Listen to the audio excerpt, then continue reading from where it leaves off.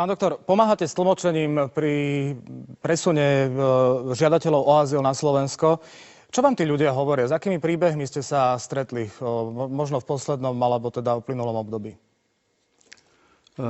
Väčšinou ľudí, alebo väčšinou tých utečencov, s ktorými som mal možnosť doteraz ako im prekladať, boli mladí ľudia, by som povedal, že zdatní, finančne sú dosť zabezpečení a ktorí mierili doslova len za zárobkom. Mrzí ma, že veľa z tých utečencov sa skrýva za, by som povedal, že obraz Sýrie alebo za občanom Sýrskej republiky, ale by som povedal, že ak poviem, že 10% z tých, ktorí doteraz som mal možnosť im tlmočiť a s nimi sa stretávať, boli občanmi Sýrskej arabskej republiky. Je strašne veľa medzi nimi, aj teraz som spomínal v minulej relácii, bol som prekladať a on mi povie, že on je tento zo Sýrie. Ja mu hovorím, ale že kde bývaš v Sýrii? On že v Damašku. A že a kde v Damašku? Že pri nejakej mešite. Tak som hovoril, vieš čo, ja som tiež zo Sýrie a bývam priamo v Damašku, takže skús mi povedať, že ozaj skadiaľ si. Takže väčšinou ako sú z Iraku a veľa, čo som stretol, tu sú Kurdi zo severnej časti Sýrii, ktorí neutekajú pred Sýrčanmi, bohužiaľ, ale pred bombardovaním Turkov. Áno. Veľa sa tu v tejto našej slovenskej debate o utečeneckej kríze spomína bezpečnostný faktor. Sú to ľudia, ktorých by sme sa mali báť, s ktorými ste sa stretli? Ja poviem otvorene, stačí pozerať na tých ľudí, keď ako pozeráme v televízii. Opakujem, tu sú mladí, zdatní ľudia, tu majú také oblečenie, možno ani my, nie sme schopní ako tento zabezpečiť pre seba takéto oblečenie. Majú také smartfóny, ktoré neviem, či sa akože dováža vôbec takýchto smartfónov tento na Slovensku.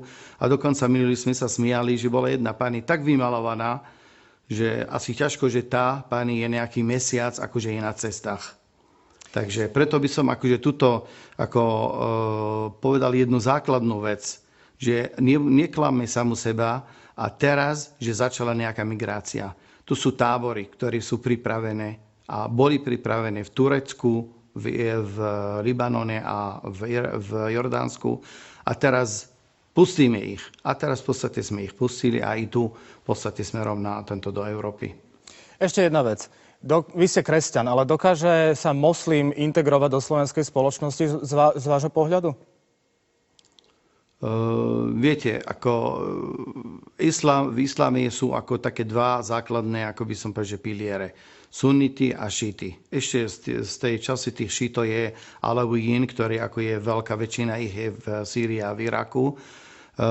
Možno tá šítska časť, ale tie Alawijín možno, že oni majú, ako by som povedal, že tú takú integračný prvok alebo ten pokrokový prvok v sebe, ako možno by sa akože uvažovalo, že by možno ako mohli, ale silne by som pochyboval ako o tých islamistov, ktorí sa dostávajú sem do tých európskych krajín, že by oni teraz akože zrazu konvertovali a zrazu sa dostali konvertovali na iné náboženstvo. Jedna základná vec, ktorá ako by som povedal, ako odhliadneme od toho, že v podstate ako my môžeme preverovať, či ten je kresťan, či ten je moslim, či je ten z Iraku alebo z nejakej inej krajiny.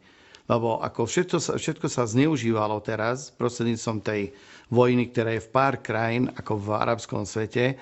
A tá migrácia je od Mali, Uganda, Somálsko, Pakistán, Afganistán a tak ďalej, a tak ďalej. Rozpráva sa, že my vieme a preveriť tých ľudí. Ale je to asi trošku, každý by klamal sám sebe. My môžeme preveriť človeka, ktorý doteraz nespáchal nejaký trestný čin. Môžeme to preveriť cez CIA, cez kadejakých tých bezpečných štruktúr. Ale človek, ktorý ešte nespáchal žiadny trestný čin, my nemôžeme ho preveriť. My nevieme ani kto to je, ani čo to je. Ale už bude neskoro, keď už spácha ten trestný čin, hej, a už potom budeme lamentovať nad tým, koho sme my sem pustili do Európy. Ďakujem pekne. Lekár žijúci na Slovensku, Sýrčan pôvodom, Ihsan Al-Khoury, bol hosťom o 5 minút 12. Vďaka a ešte pekný deň do Banskej Bystrice.